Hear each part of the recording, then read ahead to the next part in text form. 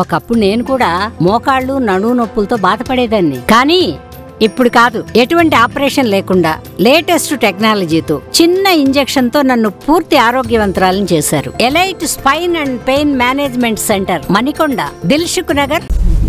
Okay, మీరు చాలా మంచిగా జడ్జ్మెంట్ చేస్తూ ఉంటారు కాబట్టి తను చాలా ట్రోల్ అయ్యారు కదా, ఆ టైంలో is okay, is tagging everything.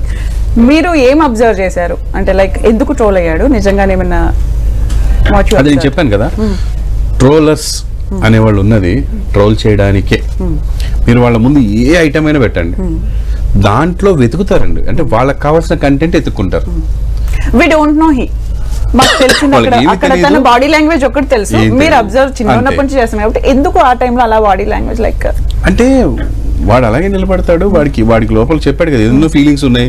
Daddy చెప్తుంటే మీడియా ఒక 20 కెమెరాలు మీడియా ముందుకు తీసుకొచ్చాడు, ఇంకేం యాక్ట్ చేయకముందే 3 సినిమాలు యాక్ట్ చేస్తున్నా చెప్పారు కమిటీని. ఇప్పుడు నేను ఏం చేయాలి అని వాడికి టెన్షన్స్ ఉంటాయి కదా. సో అది ఇంక జనాల ముందుకు రాకముందే వచ్చింది కాబట్టి తను ఆ టెన్షన్ లో ఉన్నాడు. అది అవతల వాళ్ళకి ఆ కవర్ చేసుకోవడానికి ఇప్పుడు ఏమవుతుంది అంటే ఆ టెన్షన్ కవర్ చేసుకోవడానికి ఏదో ఇట్లా అంటారు కదా, అది వాళ్ళకి స్టైల్ యాటిట్యూడ్ లా అనిపించింది అనమాట. ఇంకో విషయం ఏంటంటే ఆ రోజు నాకు జలుబు కూడా ఉంది. సో జలుబు వచ్చినప్పుడు అది క్లారిటీ అంటే చాలా గలీజ్గా ఉంటది, అలా అనడానికి లేదు.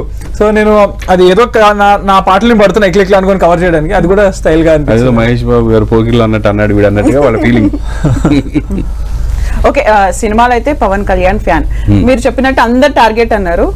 నిన్ను అడుగుతున్నాను అంటే పవన్ కళ్యాణ్ ఫ్యాన్ అని చెప్పిన వెంటనే Pawan Kalyan majority of the fans మీకు సపోర్ట్ చేస్తున్నారు, మేము హిట్ చేస్తాం సినిమా అని చెప్పి కామెంట్స్ కూడా చూశాను.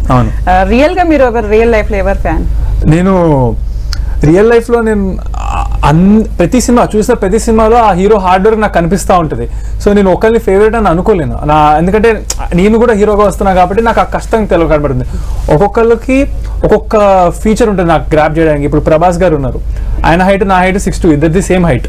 సో ఆయన ఆ కట్అవుట్ కి, ఆ హైట్ ఉన్న కట్అవుట్ కి బాడీ లాంగ్వేజ్ ఎలా మెయింటైన్ చేస్తారు, ఎలా నడుస్తున్నారు, హౌ ఈస్ క్యారింగ్ హిమ్సెల్ఫ్ అనేది అబ్జర్వ్ చేస్తా. అల్లు అర్జున్ గారు అనుకోండి, ఆయన జిమ్నాస్టిక్స్ డాన్స్ మిక్స్ చేసి ఎక్స్ప్రెషన్ బ్యూటిఫుల్ గా పెట్టి చేస్తారు. సో అలా డాన్స్ ఎలా చేస్తారు చూస్తా. సో ఒక్కొక్క హీరో నుంచి ఒక్కొక్కటి, రామ్ చరణ్ గారి నుంచి మా డాడీ 100 సార్లు చెప్పారు నాకు డిసిప్లిన్ అనేది ప్రాక్టీస్ అనేది చాలా చేస్తారని. సో ఆయన దగ్గర నుంచి చాలా నేర్చుకున్నా. So every hero they do their hard work. Ram Pothineni he does extraordinary dance. So I learn everything from whoever I can. Yeah. Okay.